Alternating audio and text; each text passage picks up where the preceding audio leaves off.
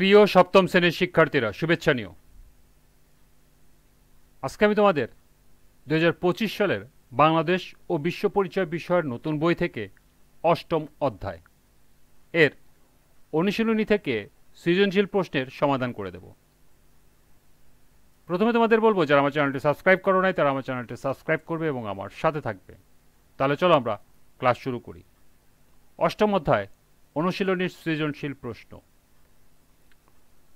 জাহিদ রক্ষণশীল পরিবারের একমাত্র সন্তান। নাসিমার সাথে জাহিদের বিয়েতে জাহিদের মা বাবা কিছু মূল্যবান উপহার সামগ্রী ও ব্যবসা করার জন্য 5 লক্ষ টাকা নিতে চাইলে জাহিদ সেগুলো নিতে রাজি হয়নি। জাহিদ তাদেরকে বুঝিয়ে বলল যে এগুলো গ্রহণ করা কিংবা এই প্রথাকে সমর্থন করা তার পক্ষে একেবারে অসম্ভব। জাহিদের বাবা মা নিজেদের ভুল বুঝতে পারলেন। প্রথম প্রশ্ন, এথেন্সে বিয়ের পর কনে স্বামীর ঘরে কি নিয়ে যেত? দ্বিতীয় প্রশ্ন, কন্যা সন্তানকে উচ্চশিক্ষা গ্রহণে উদ্বুদ্ধ করার প্রয়োজনীয়তা ব্যাখ্যা করো। তৃতীয় প্রশ্ন, জাহিদের বাবা মায়ের প্রস্তাবটি আমাদের দেশের কোন প্রথাকে ইঙ্গিত করে ব্যাখ্যা করো। এবং সর্বশেষ, উদ্দীপকের উল্লেখিত প্রথার রোধ কল্পে কি কি পদক্ষেপ নেওয়া যেতে পারে তোমার মতামত দাও। তো চলো এখন আমরা এই 4টি প্রশ্নের সমাধান দেখে নিই। প্রথম প্রশ্ন ছিল, এথেন্সে বিয়ের পর কনে স্বামীর ঘরে কি নিয়ে যেত? এর সমাধান হবে, এথেন্সে বিয়ের পর কনে স্বামীর ঘরে অর্থ সম্পদ নিয়ে যেত। দ্বিতীয় প্রশ্ন ছিল, কন্যা সন্তানকে উচ্চশিক্ষা গ্রহণে উদ্বুদ্ধ করার প্রয়োজনীয়তা ব্যাখ্যা করো। কেবল ছেলে সন্তান নয়, কন্যা সন্তানকে উচ্চশিক্ষা গ্রহণে উদ্বুদ্ধ করতে হবে, কারণ কন্যা উচ্চশিক্ষিত হলে যৌতুক প্রথার বিরুদ্ধে সোচ্চার ও সচেতন হতে পারবে। মেয়েদেরকে উচ্চশিক্ষিত করে গড়ে তুলতে পারলে তাদের কর্মসংস্থানের পথ সুগম হবে, তারা আত্মনির্ভরশীল হয়ে যৌতুকের অভিশাপ থেকে মুক্তি পাবে। তাই কন্যা সন্তানকে উচ্চশিক্ষা গ্রহণে উদ্বুদ্ধ করা প্রয়োজন।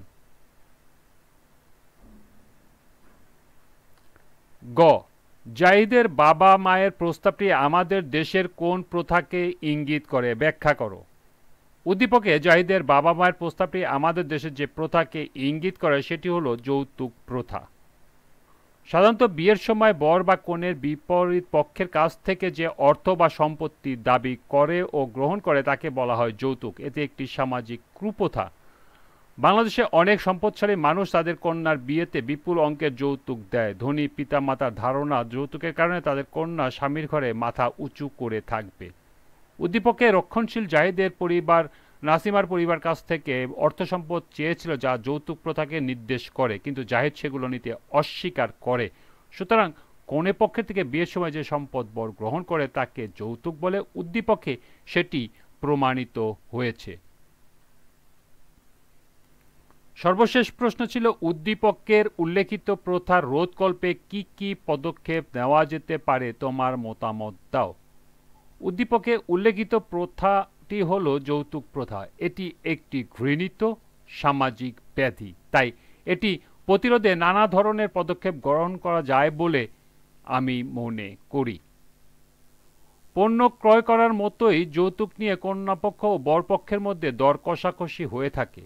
সচ্ছল পরিবারের জন্য এটি সাধারণ ব্যাপার হলেও দরিদ্র পরিবারের জন্য তা নিদারুণ কষ্টের ও বিড়ম্বনা। আর উদ্দীপকে জাহিদ যৌতুক প্রথার কুপ্রভাব সম্পর্কে অবগত। জাহিদের মতো আমাদেরকেও যৌতুকের প্রথা বিরুদ্ধে সোচ্চার হয়ে উঠতে হবে। যৌতুক প্রথার বিরুদ্ধে ব্যাপক জনমত গড়ে তুলতে হবে, যাতে জনগণ এর বিরূপ প্রতিক্রিয়া সম্পর্কে সচেতন হতে পারে। লিফলেট, পোস্টার, ফেস্টুন এবং সামাজিক যোগাযোগ মাধ্যম ব্যবহারের মাধ্যমে যৌতুকের কুফল সম্পর্কে মানুষকে জানানো যেতে পারে। বিভিন্ন সংবাদপত্র, টেলিভিশন চ্যানেলে যৌতুকের কুফল সম্পর্কে লেখা প্রকাশ ও আলোচনা অনুষ্ঠান করা যেতে পারে। ফেসবুক, ইউটিউব, টিকটকে ভিডিও বা পোস্টের মাধ্যমে যৌতুকের বিরুদ্ধে বাস্তব কাহিনী তুলে ধরে প্রচারণা করা যেতে পারে।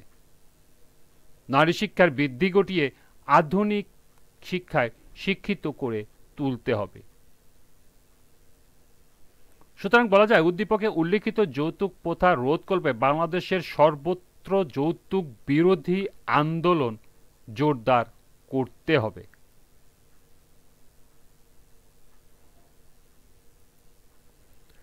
এই ছিল সৃজনশীলের 4টি প্রশ্নের সমাধান। এরই সাথে অষ্টম অধ্যায়ের সমাপ্তি। আজকের ক্লাসটি এ পর্যন্তই।